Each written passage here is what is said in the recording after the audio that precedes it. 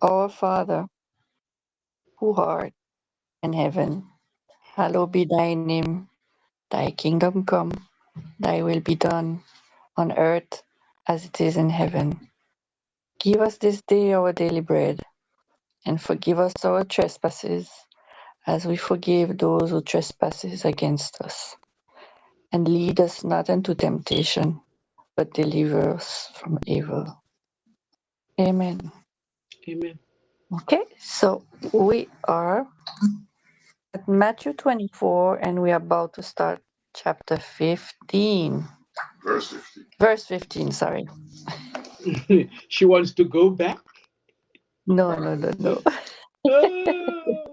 Oh, So, to put back the context, well, Jesus had blasted the Pharisees and them scribes, and then he went back with the multitude. It's a bit far back to go. Yeah, well, just to yep. put back the context. And the disciple went to him and asked him three important questions. That was when, how they gonna see the sign, when they're gonna see the sign, and when gonna be the end of this world. So he have answered to the third one already, and now we're gonna see what it's about. When ye therefore shall see the abomination of desolation, spoken of by Daniel the prophet, stand in the holy place. Whoso readeth, let him understand. Then let them which be in Judea flee into the mountains. Let him which is not, let him which is on the housetop not come down to take anything out of his house. Neither let him which is in a field return back to take his clothes. And woe unto them that are with child, and to them that give suck in those days. But pray ye that your flight be not in the winter, neither on the Sabbath day. For then shall be great tribulation, such as was not since the beginning of the world to this time, no, nor ever shall be. And except those days should be shortened, there should no flesh be saved, but for the elect's sake, those days shall be shortened. I'm going to stop here for now. Okay. It would be instructive, I think, for us to read Daniel. Daniel. Yeah. So Yes. we're looking Yes. at Daniel 9. Daniel 9:27. 9:27. But I think we should probably go from a bit further up. How about 24? Yeah.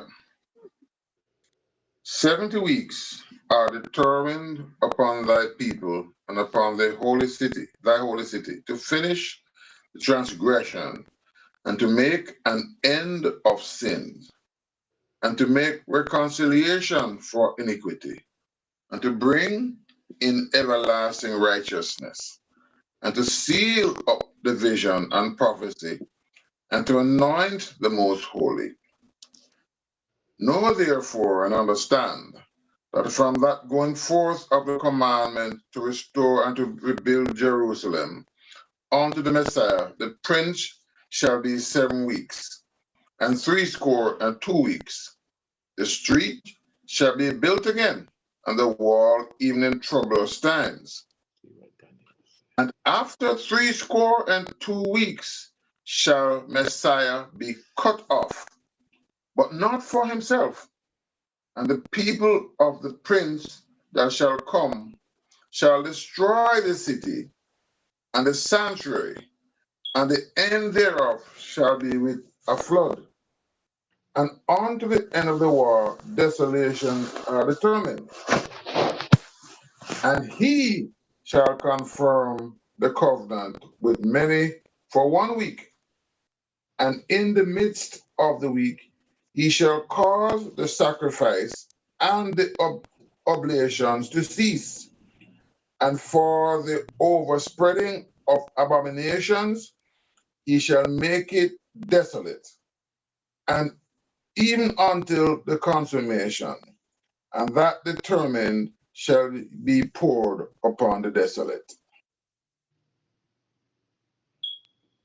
That's Daniel's account of the end of days. You want to look at Daniel 12:11 as well and see if that relates. Daniel 12. Yeah, Yeah, do you have it? 12:11. You want to read that or you're going to do that? Yeah, read that and see if that connects anyway. Okay, hang on. Let me find it. 12:11. Mm-hmm. Hold on, just a second. I'm going to find it. 12 verse 11. Okay, starting from 9, Daniel 12:9.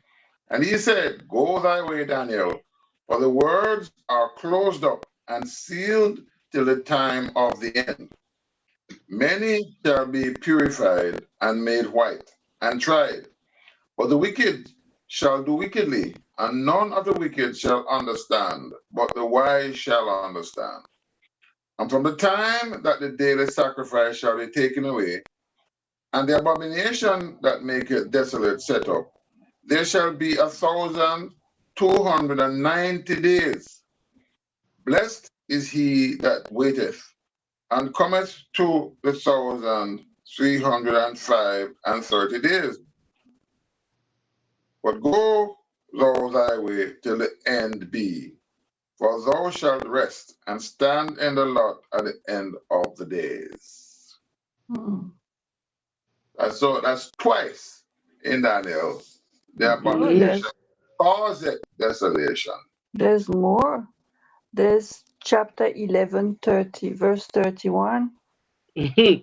31. Uh-huh. Okay, And let me get to that. arms Well, shall stand on his part, and they shall pollute the sanctuary of strength, and shall take away the daily sacrifice, and they shall place the abomination that make it desolate.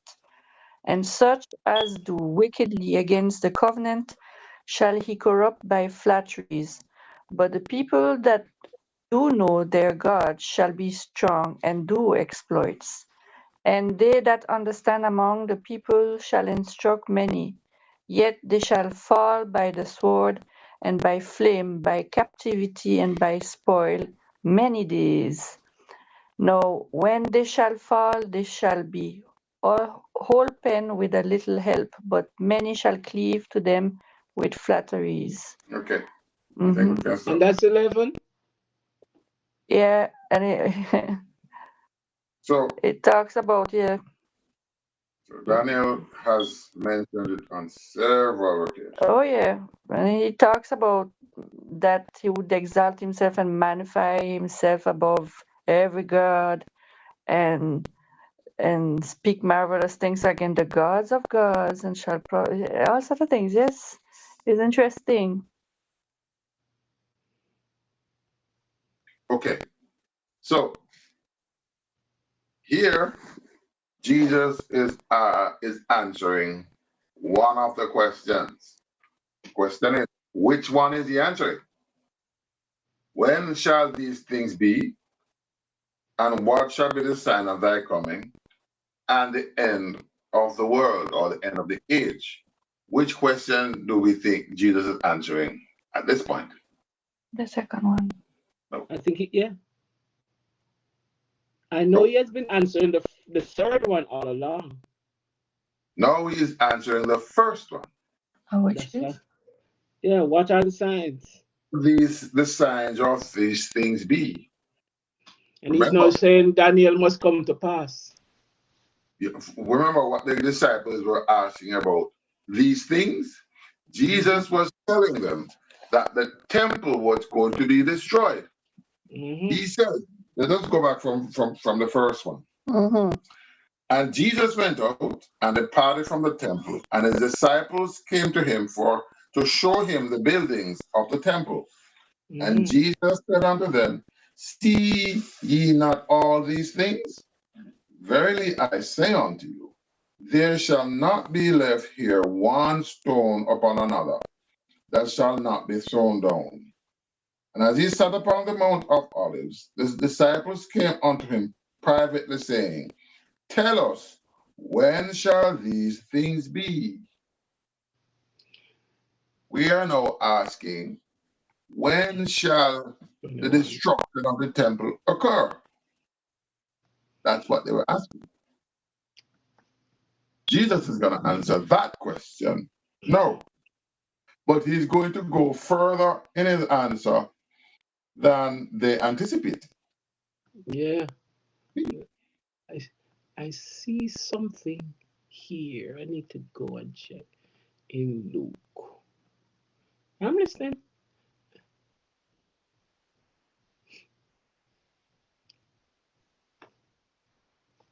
Wherefore, where ye therefore, when ye therefore shall see the abomination of desolation spoken of by Daniel the prophet, stand in the holy place. Whoso readeth, let him understand.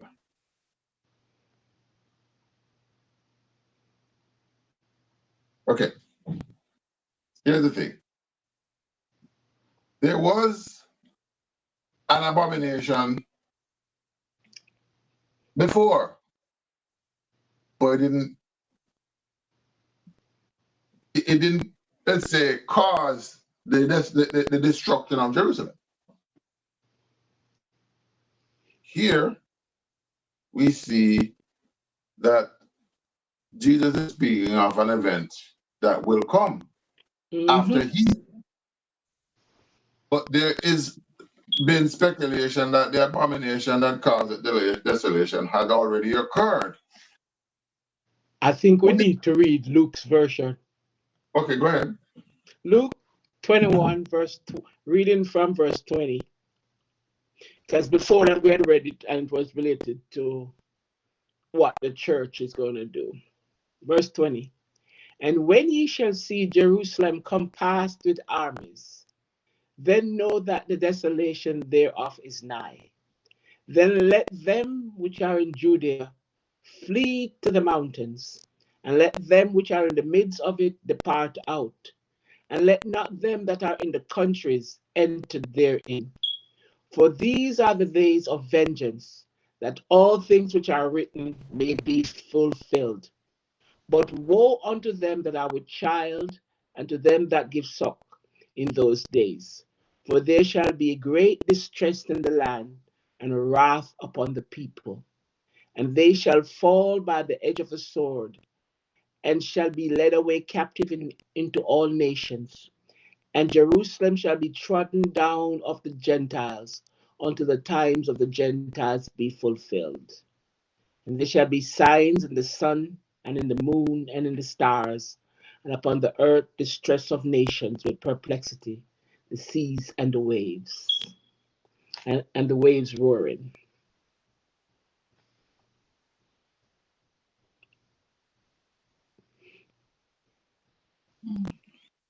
It's true that when it comes to the abomination of desolation, Revelation is very detailed. um, I don't remember which passage, which chapter and verse exactly specify when you see the abomination of desolation. At which point you realize that we know that in Revelation there is a trigger, which is when a peace treaty is signed. And then from there, we know that the tribulation starts. and that it will take 7 years, and that halfway of this, the Great Tribulation will start. So when he's saying, when you shall see the abomination of desolation, is it when the Great Tribulation starts, or is it when the when the peace treaty starts? Because it's talking about when he will say good things about the God of gods, and he will. I said good things. Well, hold on. What was bad thing? When I read in 11:31. Let me get back to it. 11. Daniel.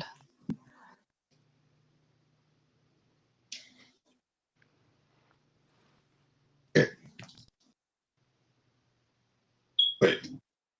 It says against, but let us look at what is being described. The passage that Daniel brings forth is speaking about an event that takes place within the temple itself. The temple is going to be desecrated, and there is going to be some tumultuous event that happens inside Jerusalem that causes people to be killed. Now, a lot of scholars have said that this refers to Antiochus Epiphanes and his incident inside the temple. Now, what happened was Antiochus went to war in Egypt to capture Egypt. And the Romans, having realized what he was doing, and that was Antiochus was Greek, yes? Mm-hmm. When he got there, the Egyptians appealed to Rome for help. Rome sent an envoy to Antiochus and said, if you attack, if you persist with this, we are going to intervene. And he didn't want to have a fight at that point with Rome. He was not militarily strong enough to defeat Rome if they had an engagement. So he withdrew. Now, on his way back, he passed through Israel. And when he was passing through, he was frustrated, humiliated by his episode with the Romans. And he took it out on Israel. Mm-hmm. And he went into the temple and proclaimed himself to be God and actually spilled his blood on the altar and erected a statue to, I think, Zeus inside the temple. And this was interpreted as a fulfillment of Daniel's prophecy. But it can't be, based on what the fullness of what Daniel wrote says.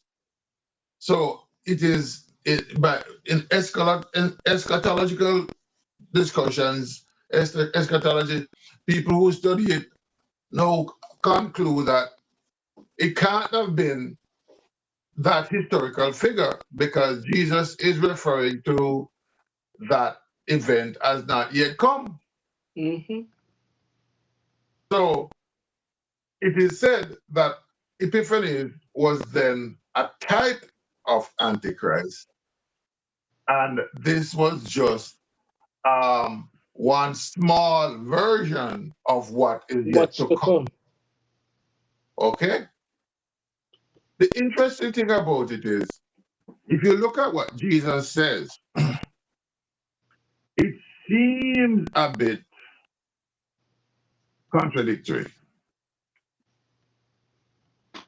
Because in the first instance, he says the temple will be destroyed. No? Yeah. And then he's saying that it will be desecrated. Which is it? It will be desecrated and destroyed. Both. Can't be. Well, logically, it would be desecrated and then destroyed. But look at what Daniel says. Daniel says this is going to be preceding the end of the era. The end of the age. This precedes the end of the age. So the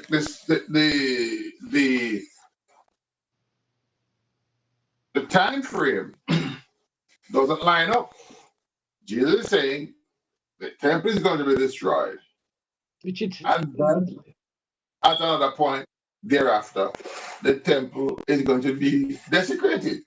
The temple was destroyed in 70 AD. We know it's going to be rebuilt when the Antichrist comes. Come on, repeat that. The temple was destroyed in 70 AD, and we know it's going to be rebuilt, and with the Antichrist. So, and he went. So he decrees himself. So, if the temple is going to be rebuilt, it is going to have to be in place before it can be desecrated, correct? Yep, it has to exist. Yep. Okay. Has the temple been recreated yet? No, but they're still collecting stuff for it. Yeah, but right now, the mosque for the Muslims, Islamic mosque, sitting right there. Sitting on the dome of the rock is sitting there. Yeah, it's sitting right where the temple should be. Well, not quite, but we'll get to that. The problem is that the dome of the rock is there and the temple is not.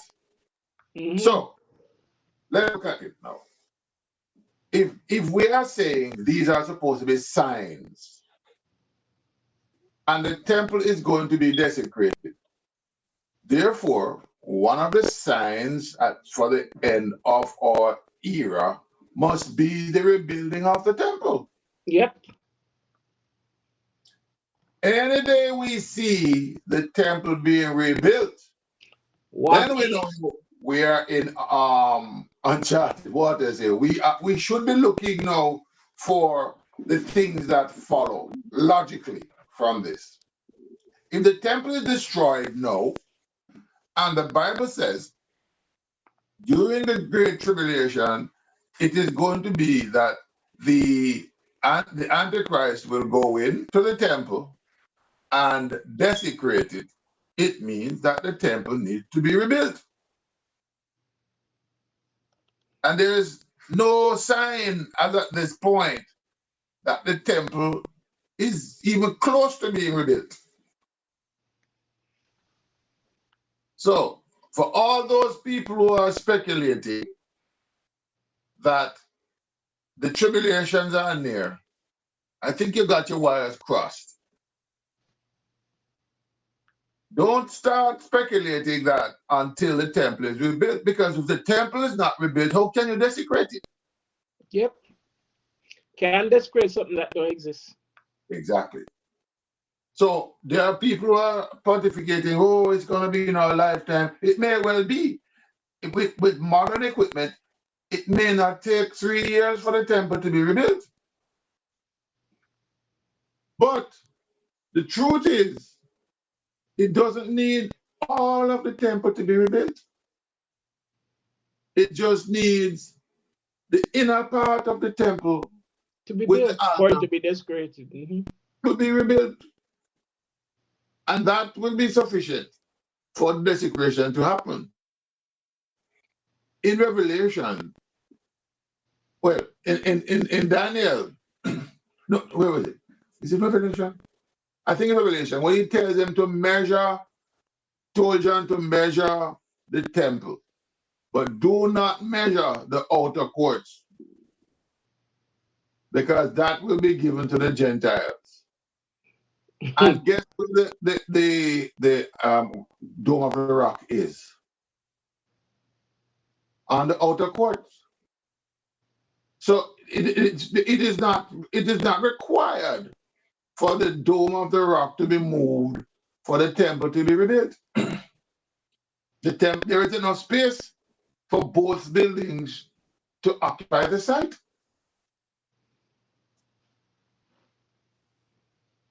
So if the Jews determined that they were going to rebuild the temple, they would not need to disturb the Dome of the Rock, but they would need to have a peace treaty with the Muslims that will permit it. Because Not right now, only that, go ahead. I'm looking at the Jewish Voice, and they're saying the Jews are now banned by Israeli law. Yeah. By They even can't visiting the site.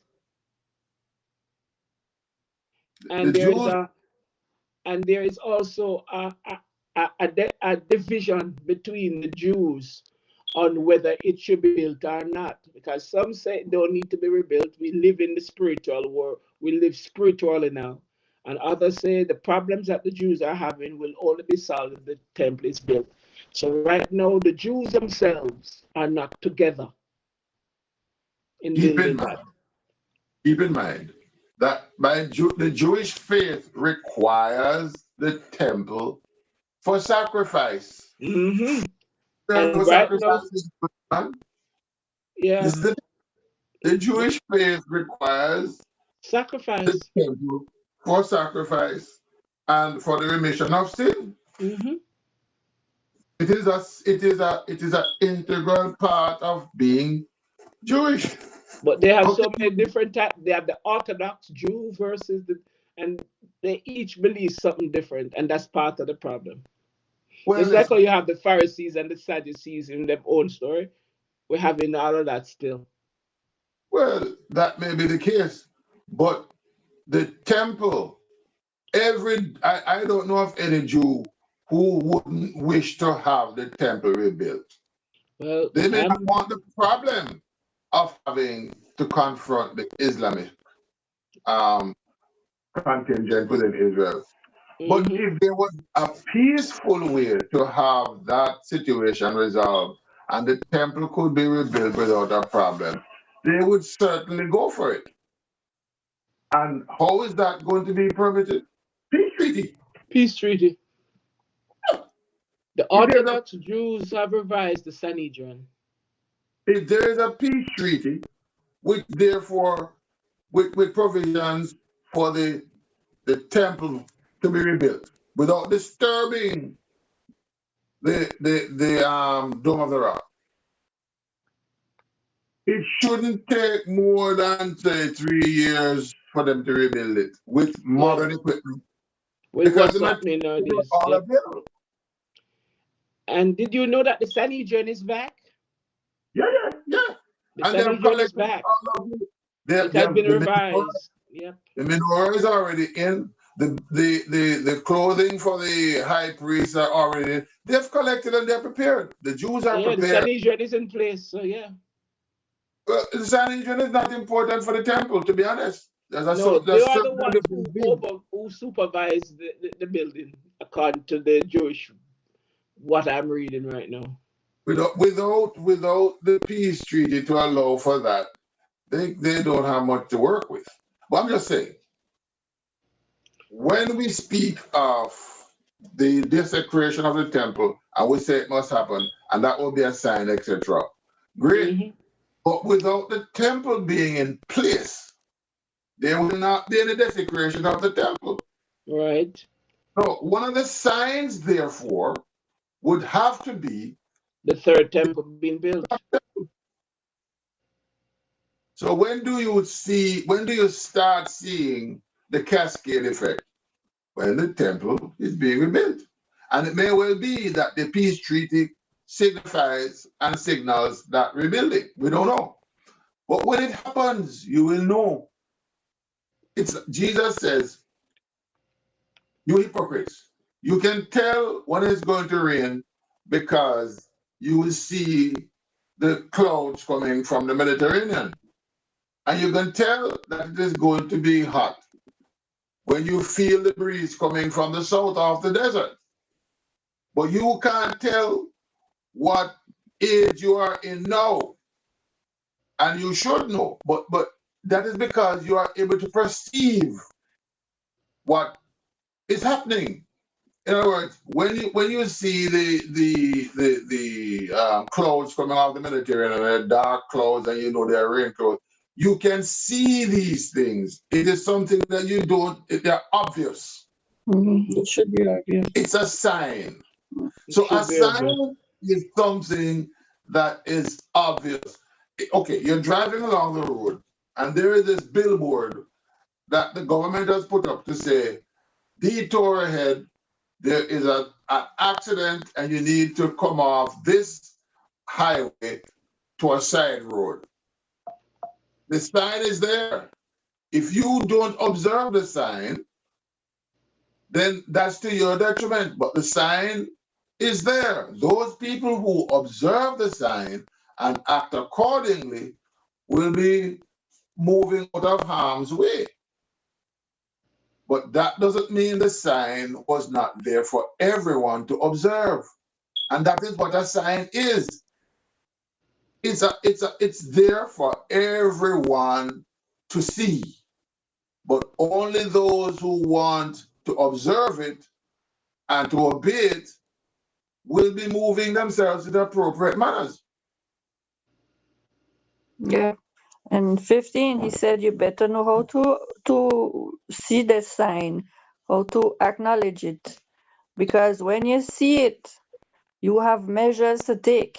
Yes, you respond based on what you understand the sign to mean. Okay? It's like your hurricane is coming. You know you have to do your preps. There are signs. Yeah. So Jesus is saying, this is, remember, Epiphanies is gone, dead. That's history.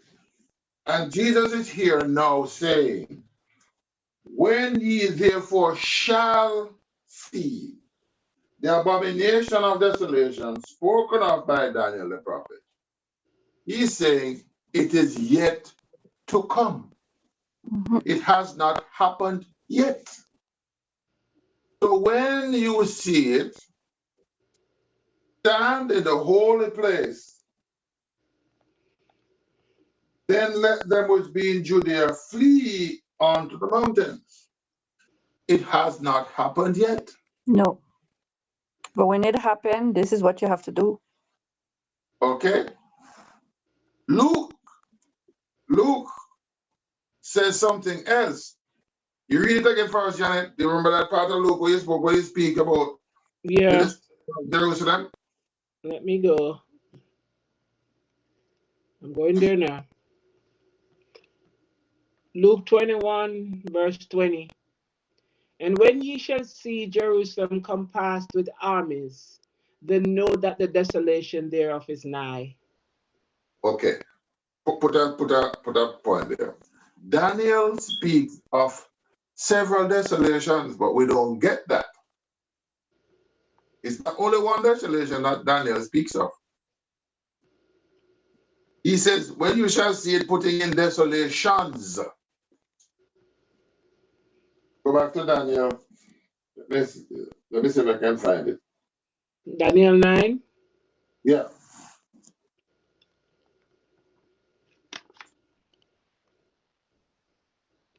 Daniel 9, I think 11.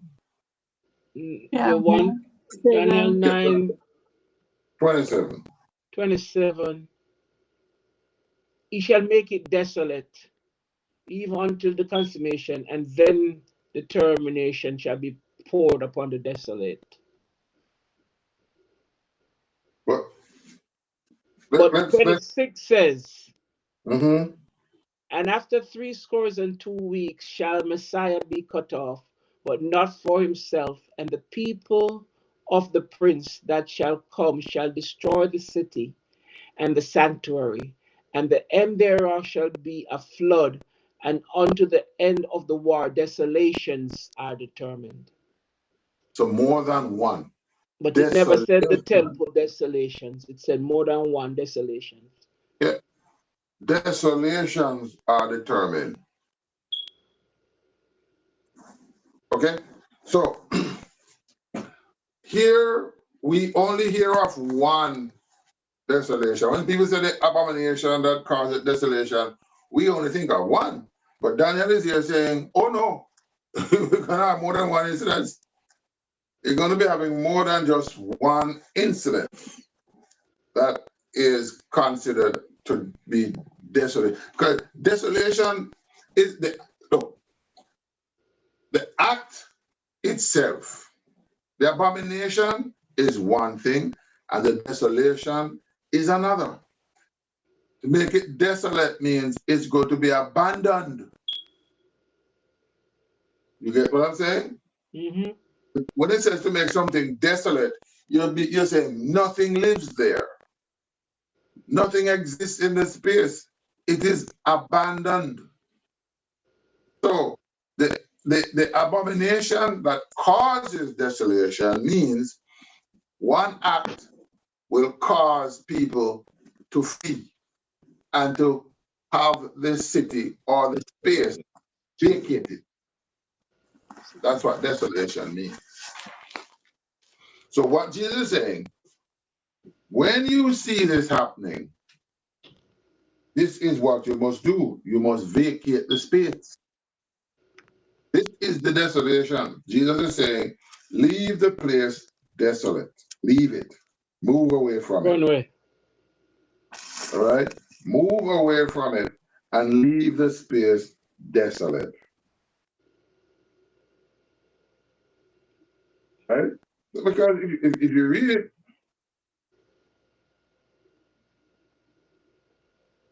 when you shall see the abomination of desolation spoken of by Daniel the prophet, stand in the holy place, then let them which be in Judea flee unto the mountain. Let him which is on the Get for the housetop mountains. go down and take anything out of his house. Neither let him which is in the field return back to take his clothes. So this is the process of leaving the place desolate, unoccupied. You don't understand? Give me the question, yeah. What you are saying is that when the temple will be left deserted, Not the temple, Jerusalem. Jerusalem. When the Antichrist goes in and and does the abomination, whatever it is, pouring pig's blood, putting statue in, declaring himself to be God, whatever that abomination is. Oh, okay, yes. When he performs that act, take away yourself. Leave. Run. Do not stick around for what comes next. You should immediately vacate the space because nothing good coming after that. Mm-hmm. Yeah, Revelation 16 tells us that bowls of wrath shall be poured out. Nothing good comes after this event. So what Jesus is saying, when you see this, get the hell out of town. Leave Dodge. And this is what causes the desolation. That's why they say the abomination that causes desolation. Right? So there is going to be a voluntary or an involuntary desolation of the those who don't live, who don't leave will die. Mm-hmm. But if you're, it's remember, Jesus is saying these are signs, and only those people who read the signs and observe and respond to the signs will make it out safely. The others who do not will suffer the consequences of not being observant of the sign. Mm. So it's going to be made desolate by you leaving and or by the destruction again of the city. So know ye therefore what the sign says. Yeah, because if you stay in a city, you definitely could die with what is going to happen. Who is in control of Jerusalem now? Muslims. Muslims, not the Jews. They're part and parcel of Israel, but it forms part of the Muslim enclave. It is the Islamists who are in charge of Jerusalem right now, not the Jews. Jerusalem is not the capital of Israel at the moment. It's Tel Aviv. No, it's Tel Aviv. And if any Jew tells you that they don't want Jerusalem to be part of, to be the capital of Israel, then they're lying to themselves. We see what's going on with Gaza right now. We're not talking about Gaza, we're talking about Jerusalem, which is the very identity of Of Judaism. a Jew. Yeah. That's who makes. Remember how the word Jew comes about? It's meaning people from Judea. Mm-hmm. So And to tell Jerusalem is Judea. people that they should not have Judea, it's it's ridiculous. It's like telling Americans that they should not be called Americans. Wash. Yeah. It's what you gonna call them. Okay? So Jesus is saying, let them which be in Judea flee into the mountains. And all of this is in. Yeah. So Jesus is speaking about events that are yet to come. I put Daniel 9:27 in the New King James Version. You want to hear what the New King James Version says? Then he shall confirm a covenant with many for 1 week. The covenant is a treaty, right? Yeah. And we know in Daniel, we know that 1 day is equal to a year. So for 1 week, the treaty is for 7 years. But in the middle of the week, he shall bring an end to sacrifice and offering. And on the wing of abomination shall be one who makes desolate, even unto the consummation which is determined is poured out on the desolate. Mm-hmm. There is one person who is going to stop all the sacrifices in the temple. So for 3.5 years, he will give them what they want. And then he turns the table on them. And when that happens, take for yourself.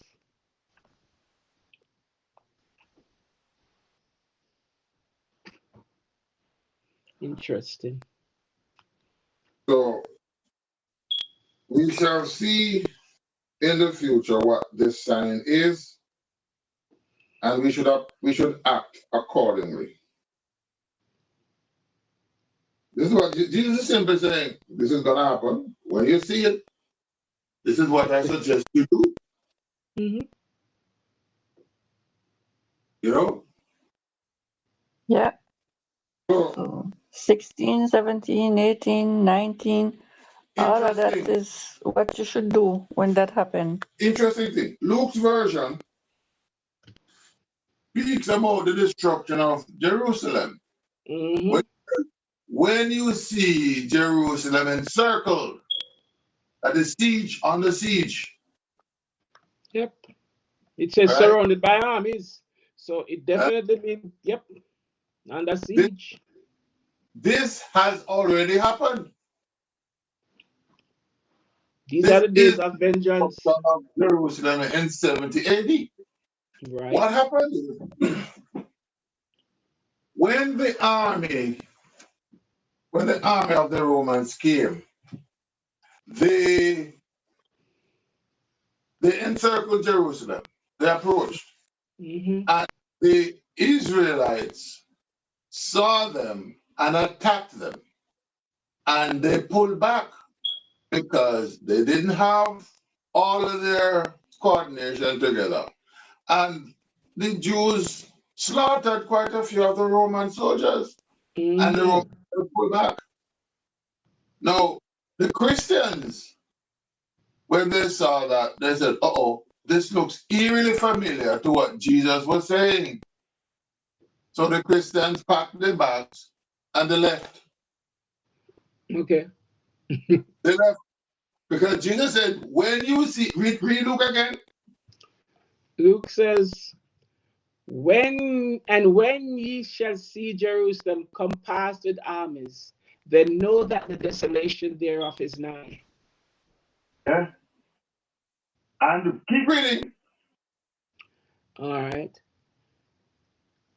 Then let them which are in Judea flee to the mountains, and let them that are in the midst of it depart out, and let not them that are in the countries enter thereinto. For these are the days of vengeance, and all things which are written may be fulfilled.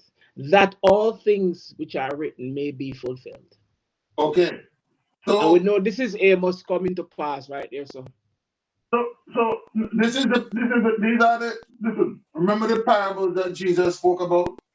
When he said the king invited and the people refused to come, and therefore he got their city?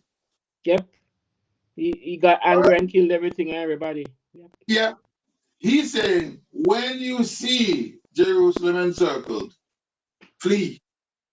So this is exactly what the Christians did. They packed their bags, wake up, and they left.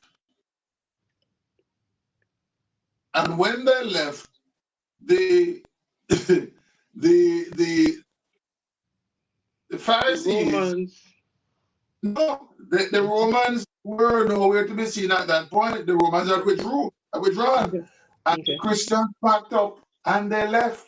They have 1 week in which the Romans were not around, and they left. okay. And then a week later, the Romans returned. But So if you were there at that time, by that time, the Christians had left, and the Jews considered them to be traitors because they said, "How is it that you knew to leave?" And they said, "Jesus told us, right? Jesus told us this was going to happen. This is a sign that he told us we should observe, and when we see this, we should leave." So now we have seen it, we are leaving. And believe Jesus' prediction. So the rest of them, they stayed. And so the Romans, because they saw the Romans withdrawing, so they said it's over. The Romans came back. And this time it was a prolonged siege, and they destroyed the temple and Jerusalem. So Jerusalem was left desolate. everything died. And this becomes a problem for the Christians because the Sadducees vanished with the destruction of the temple. The only persons that remained were the Pharisees. And the Pharisees seized upon the fact that the Christians left and called them traitors. And they thereafter saw the Christians as being less than. Because up until that time, you must remember, the Christians were seen as just another sect within Judaism. The Christian at that point was still a Jewish religion. It was just a form of Judaism. Just like the Pharisees, the Sadducees, and so on. This was just another sect within Jewish life. But when the Christians left, that was the point where the Jews totally cut Christianity off and said, we aren't dealing with y'all. So this was the beginning of the schism between Christianity and Judaism. Because before this, The Jews were in the Christians were in Jerusalem. They were in all of the Jewish cities. Never had a Yeah. problem. They were, once in a while they would be persecuted, but they were still seeing.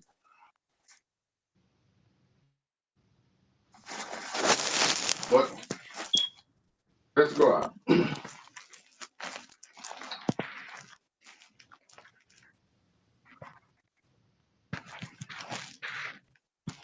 Now, this is like when, so these things, you mean these signs happened before, but it was not yet. Not all of these signs. What Luke reports is a little variation of what Matthew has. It's more detailed. Detail, yeah. Okay? Because Luke actually spoke of the actual desecration, destruction of Jerusalem. Yeah. But Matthew I wonder what focuses. Mark says. Go ahead.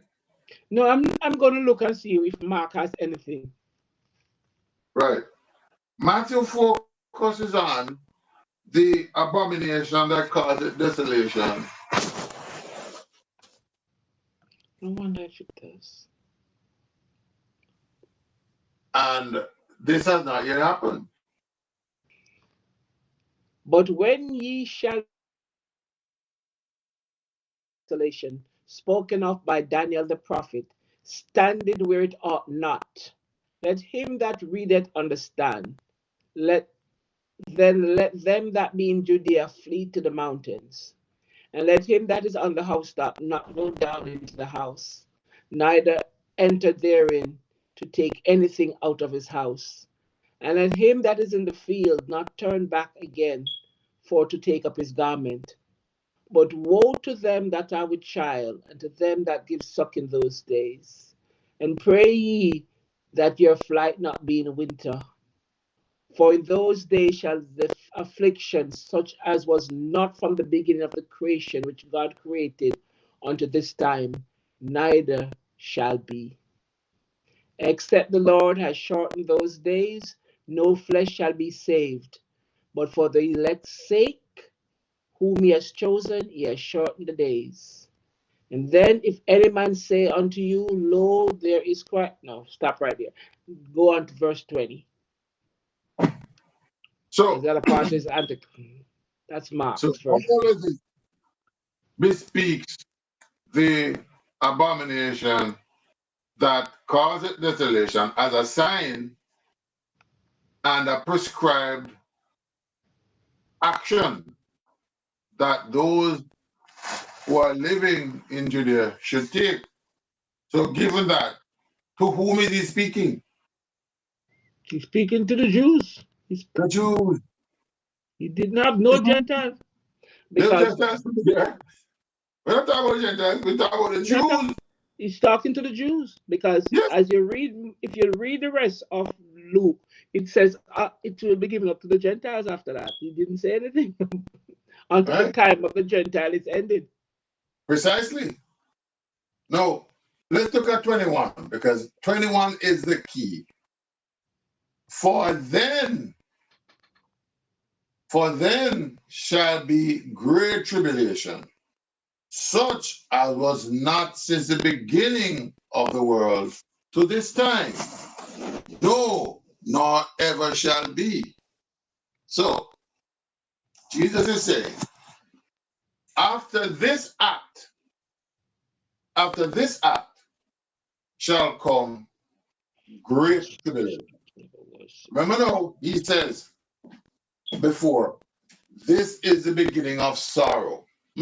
All that was said before was going to be the beginning of sorrow. But now he's saying this act will precipitate what is now called great tribulation, the time of great troubles. So there is a line of demarcation right there. Yeah, they should see the signs of escalation. Precisely. like all the way to the climax, because this is basically Great Tribulation. This is the worst. Um, I wonder if what Daniel says in chapter 12, verse 1 relates to this. I'm It going to read does. it. It does. Oh, you read it already?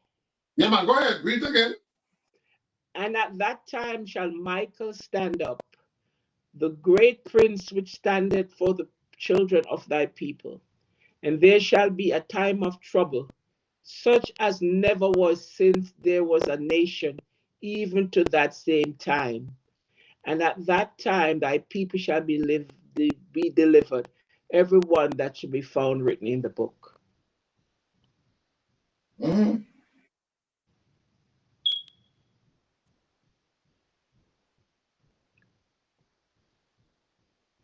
You know,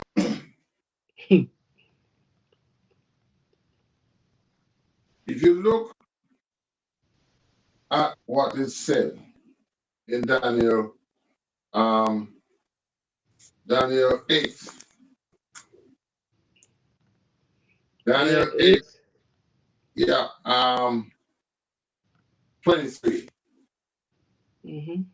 Latter time of their kingdom, when the transgressors are come to the full, a king of fierce countenance and understanding dark sentences shall stand up, and his power shall be mighty, but not by his own hands.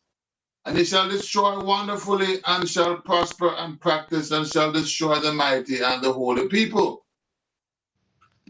And though through his policy also he shall cause craft to prosper in his hand, and he shall magnify himself in his heart, and by peace shall destroy many. By peace, shall Mm-hmm. destroy many, His and peace. and shall also stand up against the Prince of Peace. But he Mm-hmm. shall be broken without hand. And the vision of the evening and the morning which was told is true. Wherefore thou shalt shut up the vision, for it shall be for many days. Daniel is key to Revelation. And Yeah. here Jesus is saying, y'all need to read Daniel. This is what Yeah. Jesus is saying, you know. Go read Daniel. Huh? Yeah. That's what he said. Daniel tell Yeah, you what you need to hear. yeah. He's saying you need to read the prophecies of Daniel. Daniel tells you what will happen. He's Jesus saying, you know, when you read of what Daniel wrote, right? Where is it? Oh, come on. But he said that he fainted after that vision, Yeah. and he said no one understood it.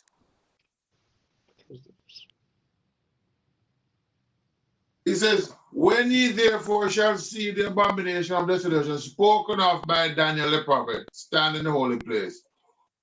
Whoso readeth, let him understand. He's saying, read it Yeah. so you know what it says, and then you will understand. You know, when we look at this and we go back to Deuteronomy, you realize that this is just a repetition of what happened then. Let me read Deuteronomy. This is the curse of disobedience. Deuteronomy 28. And I'm going to read 52 to probably go 54.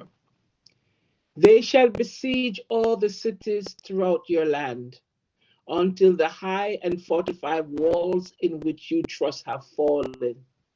They shall besiege all your cities throughout the land that the Lord your God has given you. Then you will eat the fruit of your womb, the flesh of the sons and the daughters whom the Lord your God has given you, in the siege and distress that your enemies will inflict on you. The most gentle and refined man among you shall begrudge his brother, the wife he embraced, and the rest of his children who have survived. they shall become cannibals. Yep, that's what that's what What Deuteronomy is happened? saying. What was it? This is exactly what happened. It happened more than once. Yes, what I'm saying. That's what I'm saying. This is going to happen because this was in Deuteronomy. It happened, and it's coming back. It happened more than once. It happened again when the Romans seized on Jerusalem. There was famine inside the city. And so they There's started to famine, eat each other. right? The siege. It wasn't a 1 year thing campaign. I think it was from 76 from 66 or 68 to 70 AD that the siege began. I'm going to check it, but it lasted for a while. It wasn't a 2 week campaign that saw Jerusalem destroyed. No, it took a while for them to breach the walls of the city. They actually surrounded it and had it under siege. You couldn't get out. So you mean that they actually eat the dead people to survive? It's Dead not dead. their children and ate They them. eat their children. You hear what Deuteronomy say? You eat the fruits of your womb. The first time, This is an abomination. but listen, it happened already. There was this story of two women. There was famine. Two women said, they have children. Let us kill our children and eat them. And one woman said, I will kill mine today and we'll kill yours tomorrow. So they killed the first child and they ate that child. And the But other the one other one refused ate her child.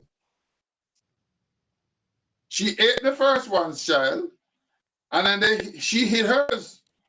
So the other mother now is saying, this is not fair. We should be eating both of them. Exactly. Yeah, they became cannibals of their own children to survive. So that he will not Of give the to first any one time. of them the flesh of his children whom he shall eat. Yeah, But meat Because is he has tender. nothing left in his siege. this tell you a lot about the mindset because personally, if this thing were to happen, me rather dead than eat my It was child. desperation, It was desperation. It was either you or somebody else. right? Desperation. The will and the drive to survive. Because Yep. You someone is become saying if I have selfish. to have more children, Yeah, if you survive, you can have more kids. but Tell this you. one will sustain me Come until on, that time arrives. eat the fruit of your wombs. Yeah, Yes, Oh, that's what it says. oh, and that's what happened. This is Not the just first time. And, no. and it went on to verse 57 that says, the woman shall eat them for want of all things secretly in the siege. Yeah, they She will shall eat plan the children that she bears. in secret. And that's why we can understand verse 19. Warn to them that are with child, because I'm a double meat. Oh They are double my meat. goodness. Oh my goodness. And Alright. those that are suckling, that's tender meat. Young meat is tender, not tough like meat, like old food. This is horrible. So But Deuteronomy said it was a curse from then. They were cursed to do that from then. That's a curse. Deuteronomy says it's a curse. Cursed shall you thou be in the city, and cursed shalt thou be in the sea, in the field. Cursed shall be thy basket and thy store. Cursed shall be the fruit of thy body and the fruit of thy land, the increase of thy kin and the flock of thy sheep. Cursed shalt thou be when thou comest in, and cursed shall be thou when thou goest out. okay. So now these in all of the discourse are all signs, yes? Jesus is saying, you ask for signs? Okay. One of the signs will be there will be great tribulation such as was not since the beginning of the world to this time. No, nor ever shall be. So what is that sign for? Okay, you said there'll be trouble. There'll be great trouble. And this will be a sign. A sign of what? Of the coming. Yeah. It's a sign of the coming. Because he already told you what the end shall be. Yes. He already told you what the signs of the end shall be. So now he's telling you what the signs are to look for the coming. Yes, you have asked me what will be the sign of your coming be. And he's telling them now. Yeah. When all of this happens, look up. Trouble. Right? So Because let's see even what with the famines and the earthquakes, people weren't cannibals yet. But now they're being cannibals now. The age see, has the Bible ended. says that the people Israel were dwelling in peace in their tents when this event happened. They were in peace. Israel was finally at peace. There was a signing of a peace treaty with Israel and its neighbors. Since Israel has reappeared, there have never been peace with their neighbors ever. Mm-hmm. Always been a tension, a war, a skirmish, a capture, whatever. Up to today, they are not at peace. Yep. But there's coming a time when there will be peace between Israel and Iran. Oh. They will not be threatened by Iran. They will not be threatened by Jordan or Egypt or Saudi or no, but there will be a peace treaty between Israel and the other countries surrounding them. Funniest thing, the only place that they're having a real problem with now is Iran. That point in time when there is a peace treaty between Israel and Iran, we Everybody. should be paying close attention because the Jordanians have now opened an embassy in Israel. Egypt has for long been at peace with Israel, right? The new Syrian regime claims now that they want to have peace with Israel and to want to have a signed peace treaty, etc. Now, when there is this peace between Israel and its neighbors, that's a sign. This is a sign because it says he will have an accord with Israel. He will negotiate this peace between Israel and its neighbors. Mm-hmm. We're looking for that as a sign. When we see that, then we should know what time it is that we are in. Where are we in the timeline? This should tell us.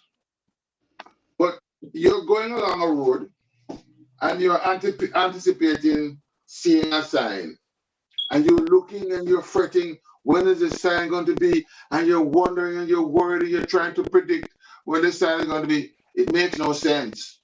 The sign will be where the sign is. So you just keep You just going have to keep looking. So for all of these Christians who are trying to say, well, we are in this time, and you haven't seen the sign yet. If the sign was there, you would have known it. It's like when you're driving and you don't know where you're going, so you keep looking for the sign to say exit here to go there. You know where you're going, you just don't know when you're going to reach there to get exit off. Precisely. Be Just have to aware. just keep looking. Be aware that there are signs on the road. Keep an eye out for them. And when you see it, you'll know it. And you must act accordingly. Yep. At that point, you have a decision to make. Eh? When there's a sign, you have a decision to make. Are you going to divert, turn to go here, to the left, to the Or right, you'll or go? continue driving. You have a choice to make. Nobody is trying to tell you that you don't have a choice. You can choose. And this is what Jesus is saying. when you see these things, I suggest that you do this. If you But don't want you don't to, have to do it. you do it. But I'm telling you, this is a sign that means this. Act accordingly. But we are trying to get to the sign before we reach it Yep. because And we we think can't. we're all. Just be calm. Jesus says, don't be worried about it. Continue driving. Continue on your way. Live your life and be productive. Mm-hmm. Right?